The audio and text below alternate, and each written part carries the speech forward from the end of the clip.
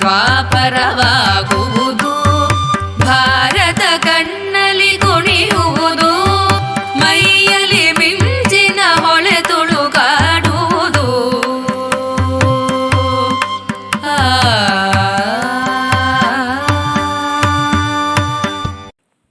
ನಮಸ್ಕಾರ ಸ್ನೇಹಿತರೆ, ನಾವು ದ್ರೌಪದಿಯ ಸ್ವಯಂವರ ಮಂಟಪದಲ್ಲಿದ್ದೀವಿ. ಎಲ್ಲ ರಾಜರುಗಳು ಆ ಮತ್ಸ್ಯ ಯಂತ್ರವನ್ನು ಭೇದಿಸೋದಕ್ಕೆ ಸಾಧ್ಯವಾಗದೆ ಕೈಚೆಲ್ಲಿ ಕುಳಿತಿದ್ದಾರೆ. ಈ ಕಡೆ ದೃಪದ ಚಿಂತಾಕ್ರಾಂತನಾಗಿದ್ದಾನೆ. ಯಾರೂ ರೂಪದಲ್ಲಿಯೂ ದ್ರೌಪದಿಯ ಮನಸ್ಸನ್ನು ಗೆಲ್ಲಲಿಲ್ಲ, ಸಾಮರ್ಥ್ಯದಲ್ಲೂ ಅವಳನ್ನು ಗೆಲ್ಲೋಕ್ಕಾಗಲಿಲ್ಲ. ಇನ್ನೇನು ಉಪಾಯ? ಯಾರಿಗೆ ಮದುವೆ ಮಾಡಿಕೊಡೋದು? ದೃಷ್ಟದ್ಯುಮ್ನ ಮತ್ತೊಂದು ಸರಿ ಡಂಗುರ ಹೊರೆಯವರನ್ನು ಕರೀತಾನೆ. ನೋಡಿ, ಇಲ್ಲಿ ಕೂತಿದ್ದಾರಲ್ಲ ವಿಪ್ರರು, ಸಮುದ್ರಕ್ಕೆ ಸಮುದ್ರ ಪ್ರತಿ ಅನ್ನುವ ಹಾಗೆ ಸಮುದ್ರದ ರೂಪದಲ್ಲಿ ಇಷ್ಟೊಂದು ಜನ ವಿಪ್ರರು ಕುಳಿತಿದ್ದಾರೆ, ಬ್ರಾಹ್ಮಣರು ಕುಳಿತಿದ್ದಾರೆ. ಬಹುತೇಕ ದಕ್ಷಿಣೆ ಊಟಕ್ಕೋಸ್ಕರ ಬಂದವರು. ಇರಲಿ, ಪರೀಕ್ಷೆ ಮಾಡೋಣ. ಇವರೊಳಗೆ ಮುಂಗೈಯ ಬಲುಹುಳ್ಳವರು ನೆಗಹಲಿ ಧನುವನು. ಇವರಲ್ಲಿ ಯಾರಾದರೂ ಧನವನ್ನು ಎತ್ತುವಂಥ ಸಾಮರ್ಥ್ಯ ಇದ್ದರೆ ಅವರು ಬಂದು ಈ ಧನಸ್ಸನ್ನು ಎತ್ತಿ ದ್ರೌಪದಿಯನ್ನು ಒರೆಸೋದಕ್ಕೆ ಅವಕಾಶ ಇದ್ದರೆ ಅವರು ಒರೆಸಲಿ, ಸಾರಸಿ ಡಂಗುರವನ್ನು ಅಂಥೇಳಿ ಡಂಗುರ ಸಾರಿಸ್ತಾನೆ. ವಿಪ್ರರೇ ಕೇಳಿ, ಇಲ್ಲಿರ್ತಕ್ಕಂಥ ಬ್ರಾಹ್ಮಣರು ಕೇಳಿ, ಯಾರಿಗಾದರೂ ಸಾಮರ್ಥ್ಯ ಇದ್ದರೆ ಈ ಬಿಲ್ಲನ್ನು ಹಿಡಿದು ಯಂತ್ರವನ್ನು ಭೇದಿಸುವ ಶಕ್ತಿ ಇದ್ದರೆ ಬ್ರಾಹ್ಮಣರು ಪ್ರಯತ್ನ ಮಾಡ್ಬೋದು. ಅಲ್ಲಿ ಸಂಭಾಷಣೆ ಗುಸುಗುಸು ಪ್ರಾರಂಭ ಆಗುತ್ತೆ. ಅವರಿ, ಕ್ಷತ್ರಿಯ ಕನ್ಯೆ ಬ್ರಾಹ್ಮಣರ ಮದುವೆ ಆಗ್ಬೋದೇನೋ, ಅಥವಾ ಬ್ರಾಹ್ಮಣರ ಕೈ ಹಿಡಿತಾಳೇನೋ ಕ್ಷತ್ರಿಯ ಕನ್ಯೆ ಅಂಥೇಳಿ ಅವರಲ್ಲಿ ಗುಜು ಗುಜು ಗುಜು ಪ್ರಾರಂಭ ಆಗುತ್ತೆ. ಅದಕ್ಕೆ ಕ್ಲಾರಿಫಿಕೇಷನ್ ಕೂಡ ಕೊಡ್ತಾರೆ. ಬೆರೆಸುವರು ಪಾರ್ಥಿವರೊಡನೆ ತದಲಾಭ ಪಕ್ಷಾಂತರಕ್ಕೆ ಪಾರ್ಥಿವ ಸುತೆಯ ನೀವುದು ವಿಪ್ರಜಾತಿಯಲಿ ಪುರುಷರನುಲೋಮದಲ್ಲಿ ಕನ್ಯಾವರಣನಹುದು ವಿಲೋಮದಲ್ಲಿ ವಿಸ್ತರಿಸಲೇಕಿದ ನೀವು ಬಲ್ಲಿರಿ ಶಾಸ್ತ್ರ ನಿರ್ಣಯವ. ಇದೇನು ಹೊಸದಲ್ಲ. ಬೆರೆಸುವರು ಪಾರ್ಥಿವರೊಡನೆ, ಸಾಮಾನ್ಯವಾಗಿ ಕ್ಷತ್ರಿಯರೊಡನೆ ಮದುವೆಯನ್ನು ಮಾಡಿಕೊಳ್ತಾರೆ. ಕ್ಷತ್ರಿಯ ಕನ್ಯೆಗೆ ಕ್ಷತ್ರಿಯ ವರ ಸೂಕ್ತ. ಒಂದು ಪಕ್ಷ ತದಲಾಭ ಪಕ್ಷಾಂತರಕ್ಕೆ, ಒಂದು ಪಕ್ಷ ಅದು ಸಿಕ್ಕಲಿಲ್ಲ, ಸಮರ್ಥನಾದ ಕ್ಷತ್ರಿಯ ವರ ಸಿಕ್ಕಲಿಲ್ಲ ಅಂತಂದರೆ ಪಾರ್ಥಿವ ಸುತೆಯ ನೀವುದು ವಿಪ್ರಜಾತಿಯಲ್ಲಿ.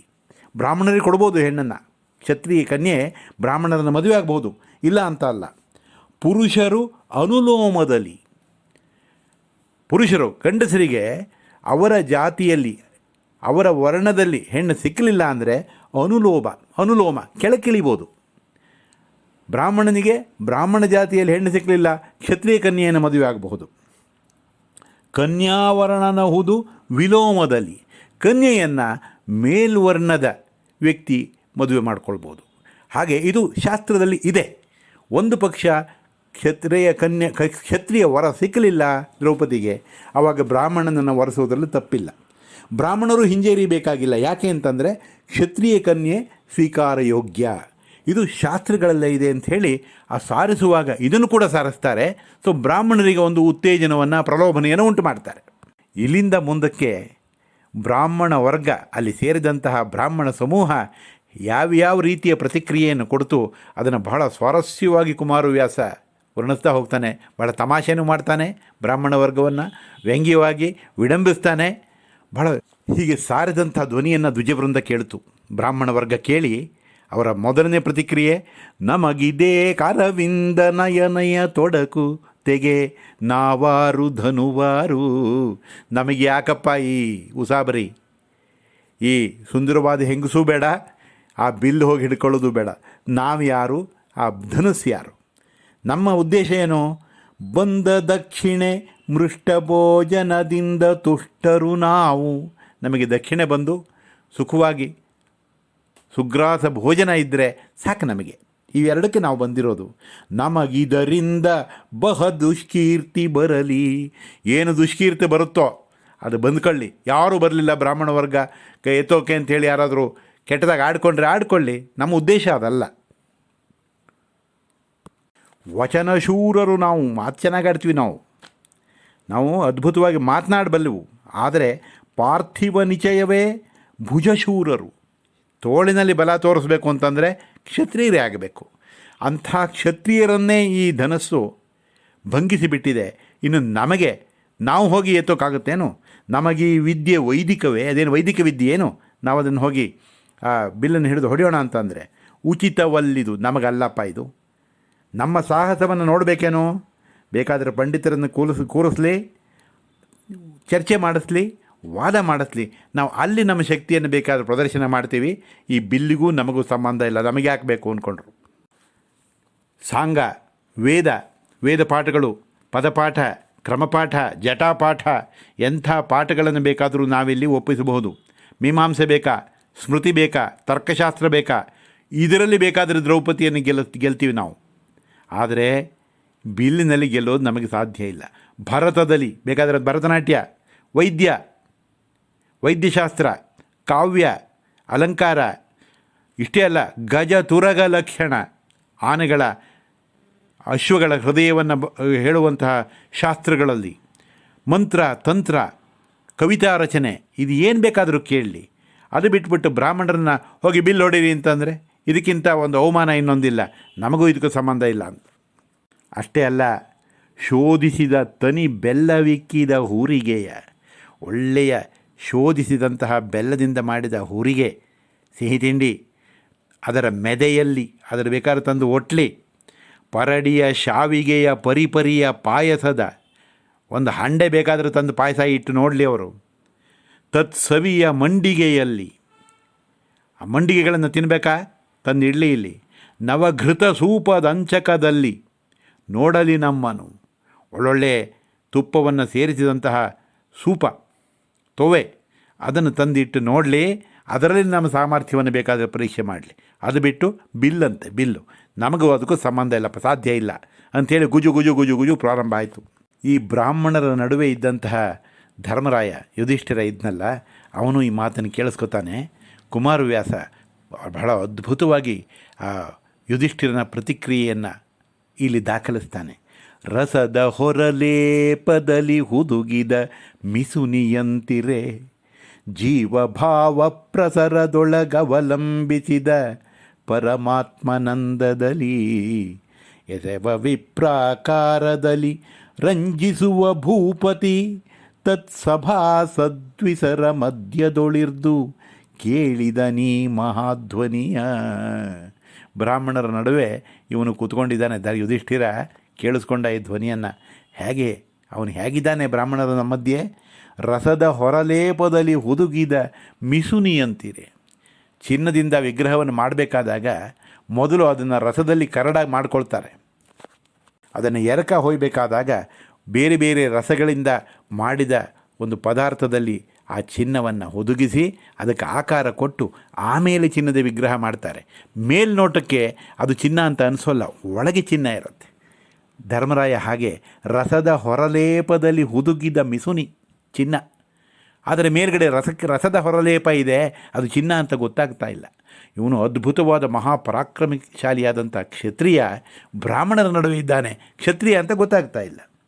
ಅಷ್ಟೇ ಅಲ್ಲ, ಜೀವಭಾವ ಪ್ರಸರದೊಳಗೆ ಅವಲಂಬಿಸಿದ ಪರಮಾತ್ಮನಂದದಲ್ಲಿ, ಪ್ರತಿಯೊಬ್ಬ ಮನುಷ್ಯನ ಹೃದಯದಲ್ಲಿಯೂ ಜೀವ ಸ್ವರೂಪದಲ್ಲಿರ್ತಾನೆ ಭಗವಂತ. ಅವನು ಭಗವಂತ ಅಂತ ಗೊತ್ತಾಗಲ್ಲ, ಅವನು ಒಬ್ಬ ಜೀವಾತ್ಮ, ಪರಮಾತ್ಮ. ಅವನು ಜೀವಾತ್ಮ ಅಂತೇಳಿ ನಾವು ತಿಳ್ಕೊಂಡಿರ್ತೀವಿ. ಆ ಜೀವಾತ್ಮನೇ ಪರಮಾತ್ಮನಾಗಿರ್ತಾನೆ.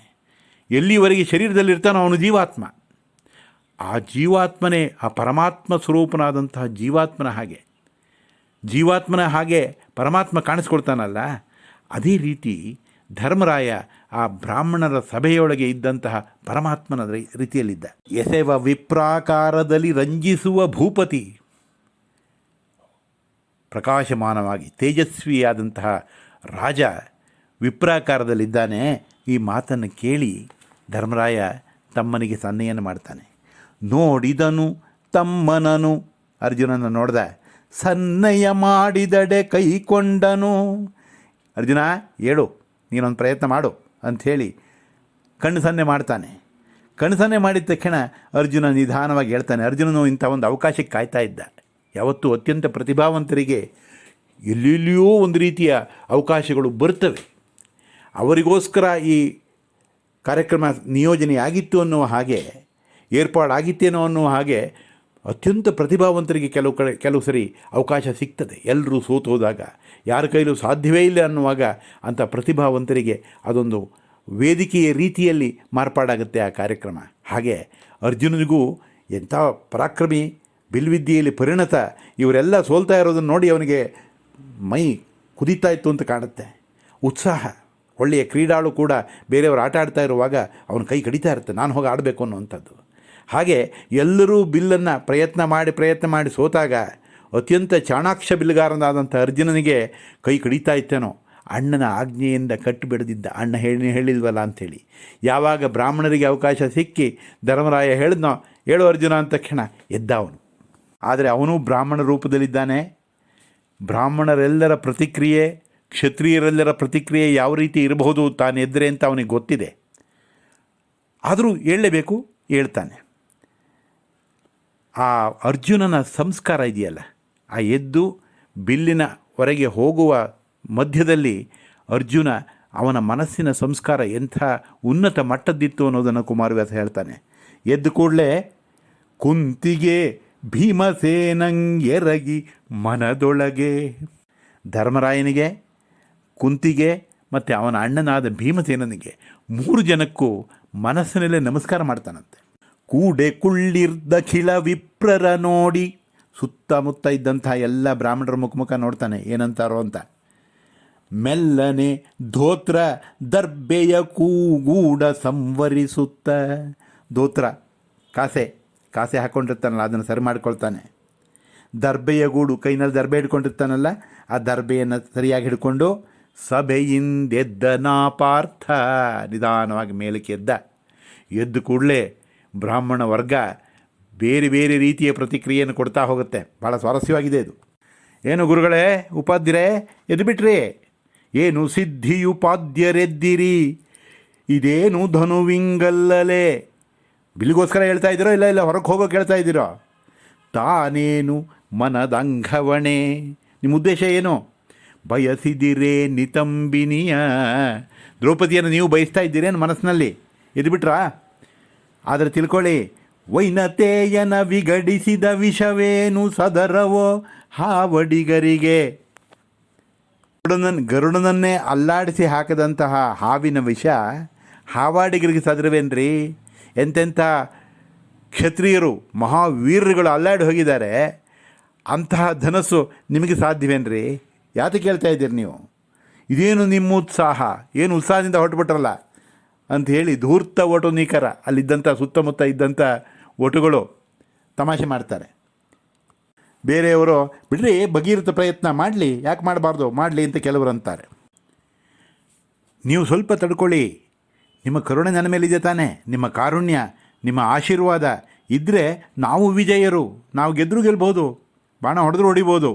ಚಾಪವೆಂತ್ರ ವಿಧಾವ ಘನ, ಈ ಚಾಪ ಯಂತ್ರ, ಈ ಬಿಲ್ಲಿನ ಯಂತ್ರ ನಿಮ್ಮ ಆಶೀರ್ವಾದ ಇದ್ದರೆ ಇದ್ಯಾವ ಮಹಾ ದೊಡ್ಡದು ಅಂತಾನೆ ಅರ್ಜುನ ತಮಾಷೆಯಾಗಿ. ಆದರೂ ಮನಸ್ಸಿಗೆ ಬಂದಾಗ ಮಾತಾಡ್ತಾರೆ. ತಾನಿದು ಕ್ರಮವೇ ಕ್ಷತ್ರಿಯರನ್ನಾಕ್ರಮಿಸುವುದು ಸದ್ಧರ್ಮವೇ, ಇದೆಲ್ಲ ಕ್ಷತ್ರಿಯರ ಕಾರ್ಯ ಕಣಪ್ಪ, ಬ್ರಾಹ್ಮಣರಿಗಲ್ಲ ಇದು. ಆ ಕ್ಷತ್ರಿಯರ ಕಾರ್ಯವನ್ನು ನಾವು ಮಾಡೋಕ್ಕೆ ಹೋಗೋಕ್ಕಾಗತ್ತಾ? ಉದ್ಭ್ರಮಿತ ಇವನಿಗೆ ತಲೆ ತಿರುಗಿಬಿಟ್ಟಿದೆ, ಭ್ರಮೆಯಾಗಿದೆ ಇವನು. ಒಂದೇ ಅಷ್ಟೇ ಅಲ್ಲ, ನೆರೆ ಹಳಿವತಗ ನೀ ಶ್ರೋತ್ರಿಯರ ಸಭೆಗೆ, ಈ ಬ್ರಾಹ್ಮಣರ ಸಭೆಗೆ ಅವಮಾನ ಆಗೋ ಹಾಗೆ ಮಾಡ್ತಾನೆ. ಬೇಕೇನಿದು? ಒಬ್ಬೊಬ್ಬರು ಒಂಥರ ಮಾತಾಡ್ತಾರೆ. ಕೆಲವರು ಹೋಗದಿರೆಂದು ಜರೆದರು, ಬೆಳಕಣ ಹೋಗಬೇಡ ಕೂತ್ಕೋ ಅಂದರು ಕೆಲವರು. ಇವನು ದೊಡ್ಡ ಮನುಷ್ಯ ಹೊರಟುಬಿಟ್ಟ, ಕೂತ್ಕೋ. ಕೆಲವರು ತಾನೇ ಬಲ್ಲನೆಂದರು, ಬಿಡ್ರಿ ಹೋಗಲಿ, ಅವ್ನು ಹೋಗಿ ಅವಮಾನ ಮಾಡಿಸ್ಕೊಂಬಂದ್ರೆ ಗೊತ್ತಾಗುತ್ತೆ, ಅವನು ಯಾರು ಹೇಳಕ್ಕೆ ಸಾಧ್ಯ ಅಂತ ಕೆಲವರು ನುಡಿದರು ವಿಪ್ರಸಭೆಗೆ ಅಪಹಾಸ್ಯಬಹುದೆಂದು. ಬ್ರಾಹ್ಮಣರಿಗೆಲ್ಲ ಅವಮಾನ, ಇವನು ಹೋಗಿ ನೋಡು, ಸುಮ್ಮನೆ ಇದ್ದಿದ್ದರಾಗಿತ್ತು, ಹೋಗ್ಬಿಟ್ಟಲ್ಲ ಅವಮಾನ, ಇಡೀ ಸಭೆಗೆ ಅವಮಾನ ಆಗುತ್ತೆ. ಕೆಲವರು ತಪ್ಪೇನೆಂದು ಕಳೆದರು, ಇರಲಿ ಬಿಡೆ, ಅವನು ಪ್ರಯತ್ನ ಮಾಡಲಿ. ಒಬ್ಬೊಬ್ಬರು ಒಂದೊಂಥರ ಮಾತಾಡ್ತಾರೆ, 10 ಜನ ಇದ್ದಾಗ ಕೆಲವರು ಹೇಳ್ತಾರೆ ತಪ್ಪೇನು ಬಿಡು, ಪ್ರಯತ್ನ ಮಾಡ್ತಾನೆ. ಈಗ ದೊಡ್ಡ ದೊಡ್ಡ ಕ್ಷತ್ರಿಯರಿಗೆ ಅವಮಾನ ಆಗಲಿಲ್ವಾ? ಎಲ್ಲರೇನು ಹೊಡೆದ್ಬಿಟ್ರ ಕ್ಷತ್ರಿಯರು, ಅವರು ಹೇಗೆ ಬಂದರು, ಇವನು ಹಾಗೆ ಬರ್ತಾನೆ. ಕೆಲವರು ಭದ್ರಾಕಾರ ನೀತಂಗಳು ಕೂವುದು ಧನು, ಭಾಗ್ಯಮುಖನೆಂದುದು ಬುಧಸ್ಥೋಮ.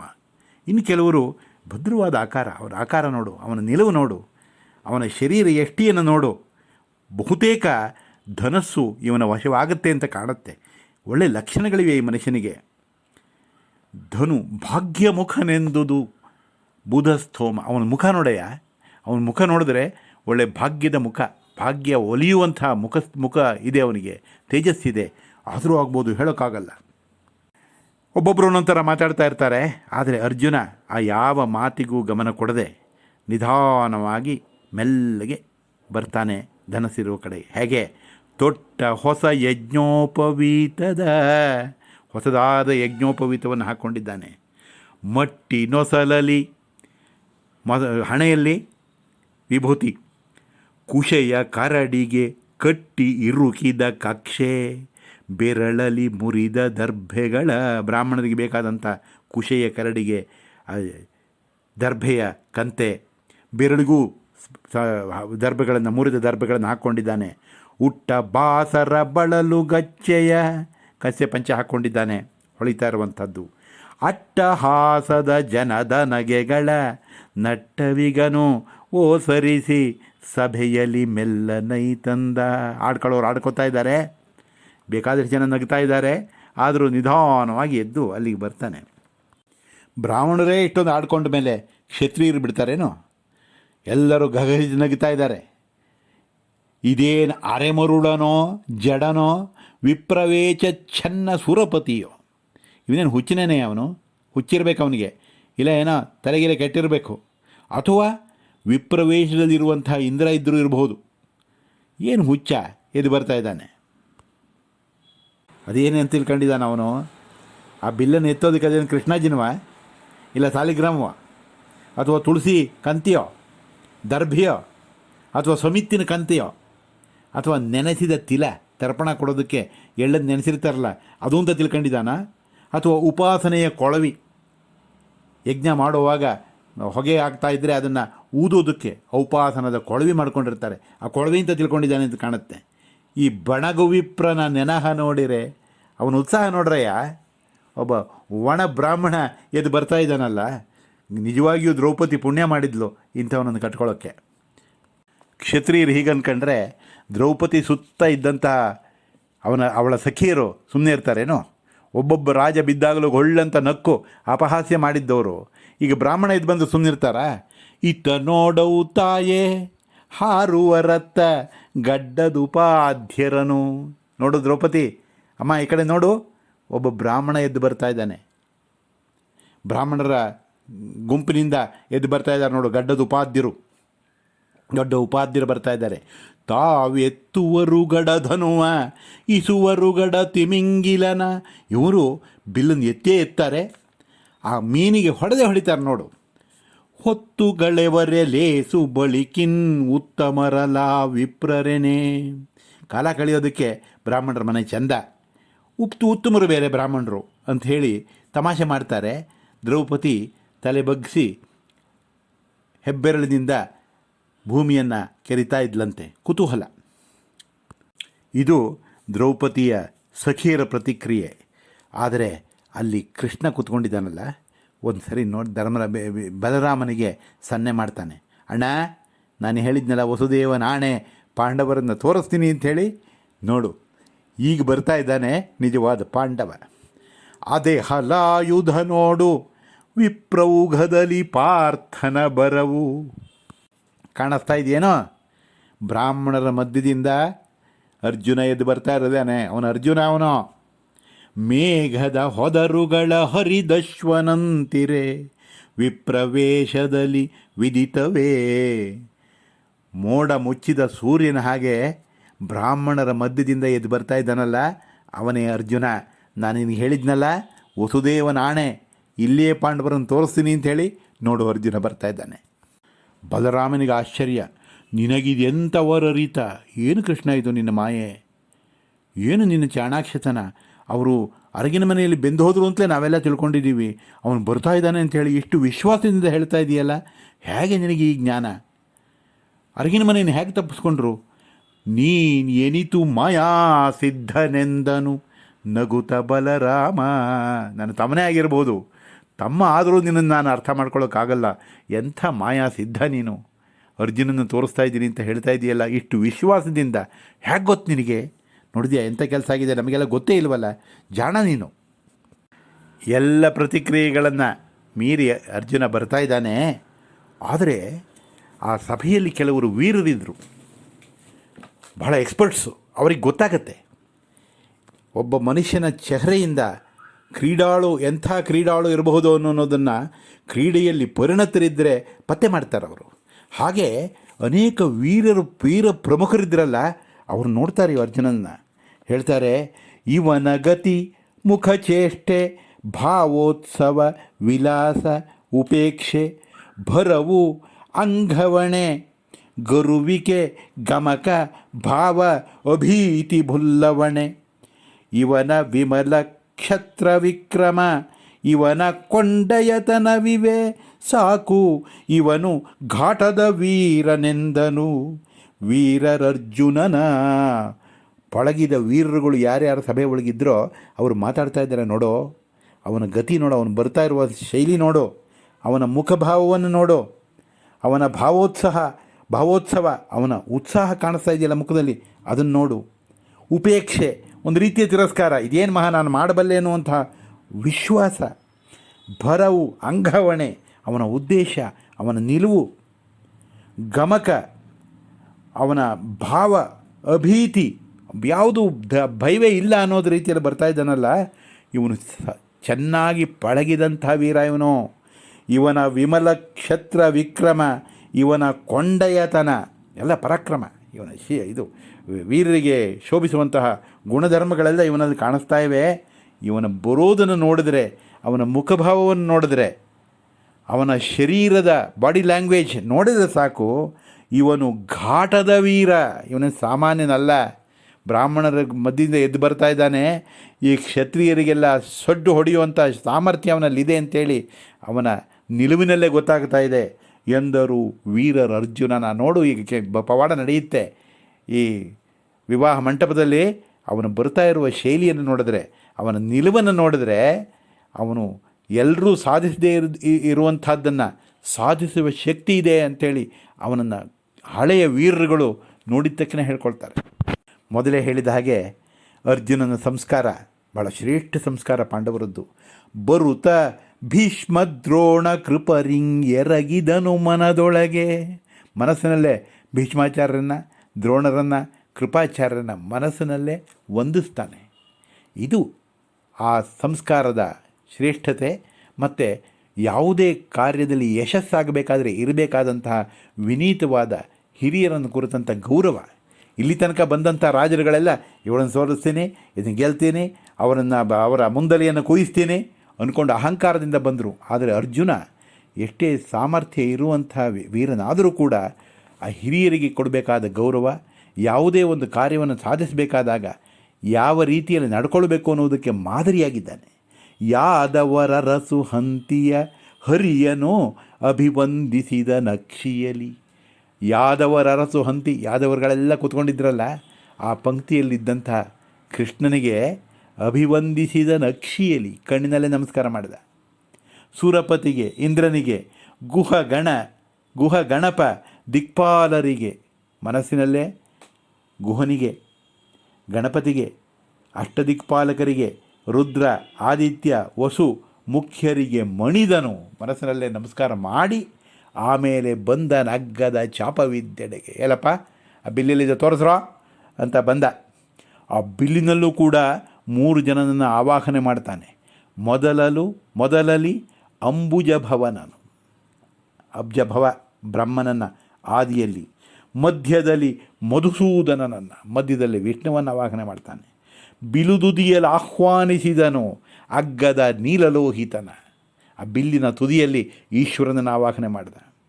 ಇದು ಮಹಾಭೂಮಿಪರ ಬಿಂಕವನೊದೆದ ಧನುವೇ ಪುತುರೇ. ಓಹೋ, ಎಲ್ಲ ರಾಜರುಗಳಿಗೆ ಅವಮಾನ ಮಾಡಿದಂಥ ಬಿಲ್ ತಾನೇ ಇದು, ಎಲ್ಲ ರಾಜರುಗಳನ್ನು, ವೀರರುಗಳನ್ನು ಭಂಗಿಸಿದಂಥ ಬಿಲ್ ಅಲ್ವ ಇದು ಅಂಥೇಳಿ ಎತ್ತಿದನು. ಒಂದೇ ಬಾರಿಗೆ ಎತ್ತಾನೆ. ಬಾಗೊತ್ತಿದನು, ಬಗ್ಗಿಸ್ತಾನೆ.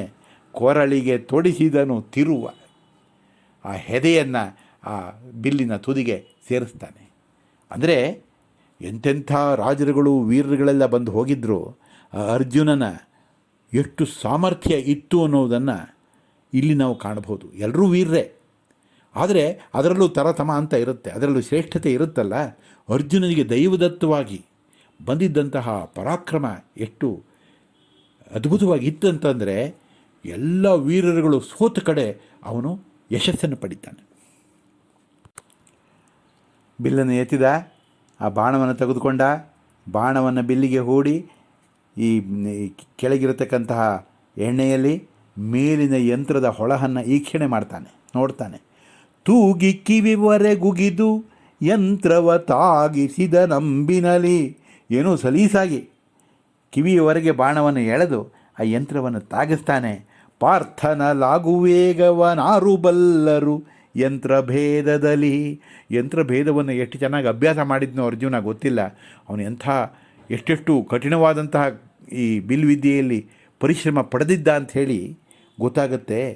ಯಾವಾಗ ಅವನು ಹೊಡೆದು ಯಂತ್ರಕ್ಕೆ ತಾಕತೋ ಇದ್ದಂಥ ಎಲ್ಲ ಒಂದಿ ಸಂದೋಹ ಹೊಗಳ ಭಟ್ರುಗಳು ಯಾರ್ಯಾರಿದ್ದರು ಜೋರಾಗಿ ಕೂಗ್ತಾರೆ, ಜಾಗು ಧಣು ಪೂತು ಕಾರ್ಮುಕ ಯೋಗಸಿದ್ಧ ಮಜರೆ ಕೋದಂಡಾಗಮ ತ್ರಿಪುರಾರಿ ಅಂಥೇಳಿ ಅಲ್ಲಿದ್ದ ಒಂದಿ ಮಾಗದರು ಜೋರಾಗಿ ಅವನನ್ನು ಹೊಗಳ್ತಾರೆ.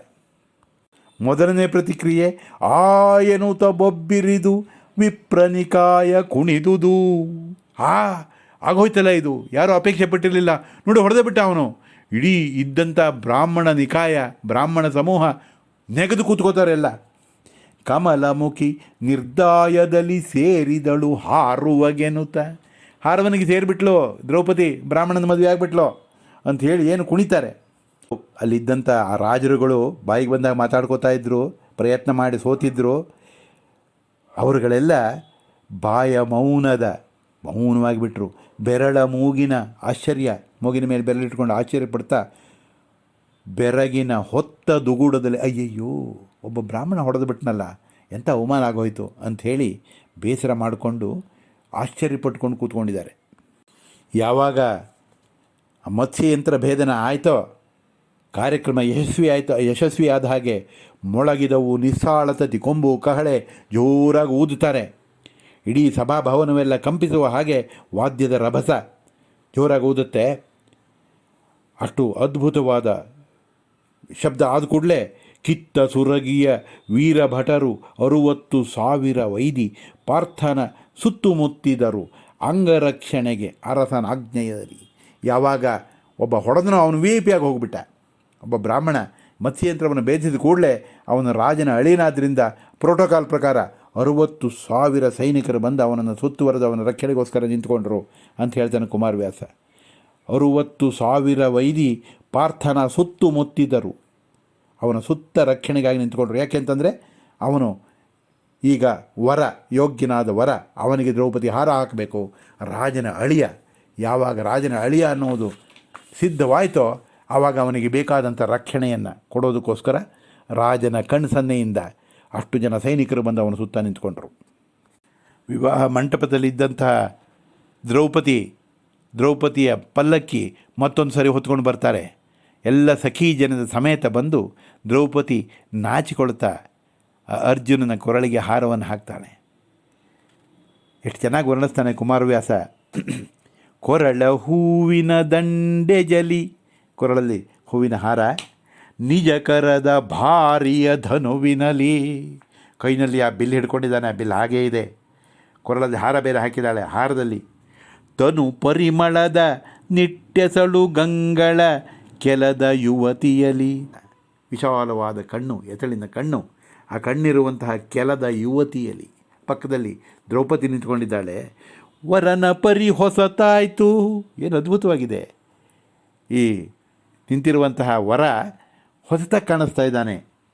ಹೊತ್ತನು ಹರನ ಹಾಗೆ ಹಾರುವಿಕೆಯನು, ತಮಾಷೆಯಾಗಿ ಹೇಳ್ತಾನೆ ಕುಮಾರವ್ಯಾಸ. ಹರನ ಹಾಗೆ ಹಾರುವಿಕೆಯನು ಹೊತ್ತನು. ಮನ್ಮಥ ಇವತ್ತು ಬ್ರಾಹ್ಮಣನಾಗಿ ಹೋದ. ಹರನ ಹಾಗೆ ಶಿವನ ಶತ್ರುವಾದ ಮನ್ಮಥ ಹೊತ್ತನು ಹಾರುವಿಕೆಯನು.